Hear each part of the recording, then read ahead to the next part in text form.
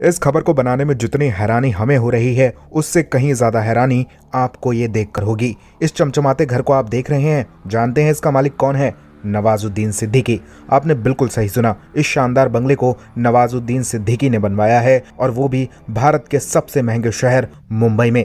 वही मुंबई जहां आज भी कई स्टार्स सिर्फ फ्लैट्स में रहते हैं और पूरी जिंदगी अपना खुद का घर नहीं खरीद पाते। उसी मुंबई के सबसे पॉश इलाके में नवाजुद्दीन सिद्दीकी ने इस कोठी को बनवाया है। इस घर को नवाज ने अपने पिता की याद में बनवाया है और इसलिए इस घर का नाम नवाब रखा गया है। टाइम्स ऑफ इंडिया की रिपोर्ट के मुताबिक नवाजुद्दीन पिछले 3 सालों से इस घर को बनवा रहे थे, लेकिन उन्होंने कानो कान किसी को इसकी खबर नहीं लगने दी।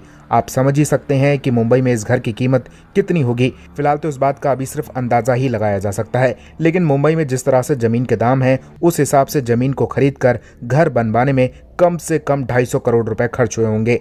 पिछले 20-30 सालों में बॉलीवुड के किसी भी एक्टर ने इतना आलीशान घर खुद से नहीं बनवाया है। वो बना बनाया घर ही खरीदते हैं, लेकिन नवाज ने घर को खुद से शुरू से अंत तक बनवाया है। इसलिए इस घर को बनाने में पानी की तरह पैसा बहाया गया है। आप सोचिए कि जो इंसान कुछ साल पहले एटीएम में गार्ड की नौकरी करता था, उसने मुंबई के सबसे पॉश इलाके में खुद की कोठी खड़ी कर दी है। वाकई मान गए नवाज को कि उन्होंने अपनी मेहनत के बल पर सारे स्टार्स को दिखा दिया कि कोई बाहर से आया हुआ एक्टर, जिसे सालों तक उसकी शक्ल के आधार पर रिजेक्ट किया गया, आज वो कहां पहुंच गया है। फिलहाल नवाज के इस घर पर आप क्या कहेंगे? अपनी राय हमें कमेंट में दीजिए और ज़्यादा ऐसी अपडेट्स के लिए हमारे चैनल को सब्सक्राइब कीजिए।